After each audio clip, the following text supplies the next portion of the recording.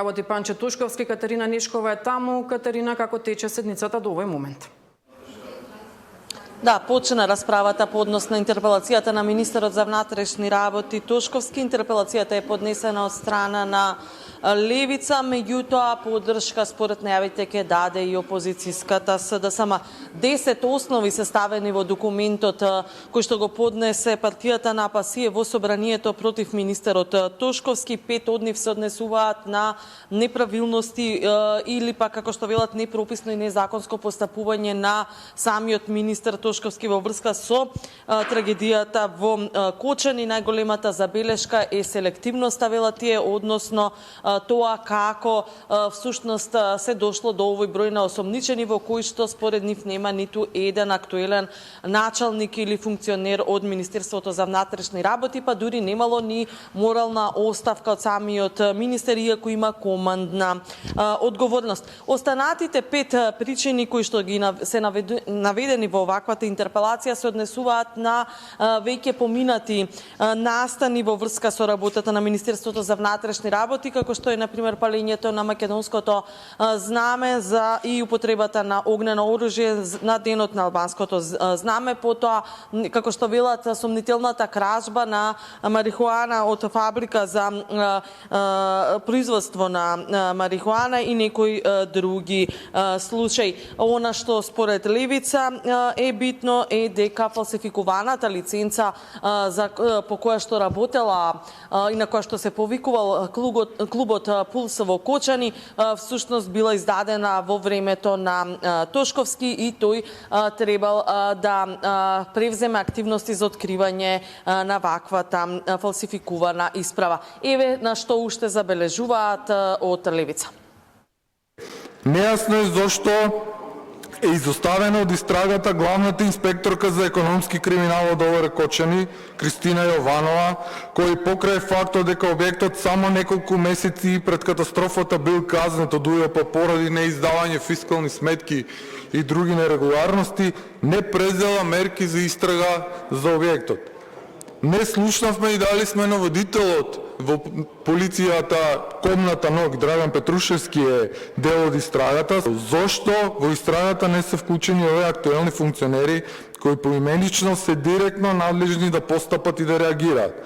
Па доколку во истрагата се вклучени бившиот министер за економија, бившијата државна секретарка во Министерство за економија, поранешниот директор на Државен пазарен инспекторат, нејасно е зошто во истрагата не се вклучени актуелните носители на овие функции. Сето ова ужасно смрди на едно владино прикривање и попречување на правдата со цел да се заштитат сопартици и неспособни партиски полтрони. Да, тоа беше образложението што го дадоа од Левица, одговори министерот Тошковски, тој наспроти Левица ги отфрла обвинувањата за селективност, напротив вели дека полицијата работи или МВР работи тоа што јавниот обвинител ќе нареди и овој случај е пример за тоа како треба да се води една истрага, негира дека немало актуелни функционери опфатени со истрагата, меѓу осомничените вели се наоѓаат и функционери на актуелната влада од највисоко ниво. Одговараше за секој од наводите на интерпелацијата, посебно коментирајќи дека не може да знае за фалсификуваната лиценца. МВР постапува, односно дава мислење во однос на пријавите за нарушен јавен ред и мир, ако тоа било побарано од него. Потоа дека за употребата на пиротехничките материјали на Комната ноќ, всушност никој од надлежните во фирмата која што управувала со вакви материјали нема побарано и дозвола од МВР, така да МВР и не знаела за тоа дека била внесена или употребена ваква техника и одговорноста е само кај овие лица. Спомене дека од 23 фирми кои што биле исконтролирани по несреќата, а се занимавале со пиротехника, само кај 3 фирми не биле најдени забелешки, за сите други се изречени соодветни прекршочни или друг вид на мерки. Според Тошковски, интерпелацијата на Левица е груба манипулација на несреќата и рече дека ова е надвор дури и од секојдневното политизирање на станите. Во продолжение од браната на Тошковски. Од самиот почеток, Министерството за внатрешни работи постапуваше по насока и во координација со јавното обвинителство. Односно, полицијата нити селектираше, нити одредуваше кој ќе биде опфатен, нити водеше истрага по сопствена волја.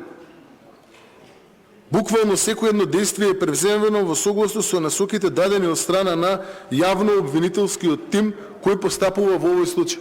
Но до сега Министерството за внатрешни работи поднесе 5 кривични пријави и опфатени се 70 осумничени. Има разлика, нели? Во тој контекст,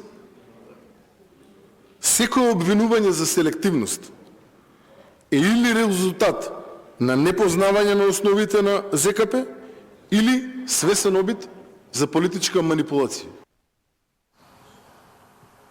Да, тоа беше ставот на министерот Тошковски. Во моментов започна и расправата од пратениците. Говори пратеникот на СДСМ Милет Алевски. Тие исто така ќе имаат своји забелешки околу работата на министерот. Пријавени се околу 30 на народни избраници за збор. Голем дел од нив се и од власта. Оно што можам да го забележам за збор се јавени пратеници на опозицијската ДУИ, која исто така има забелешки за работата на МВР околу ова истрага поврзана со Кочани, но неизвестно е како тие ќе гласаат по однос на интерпелацијата.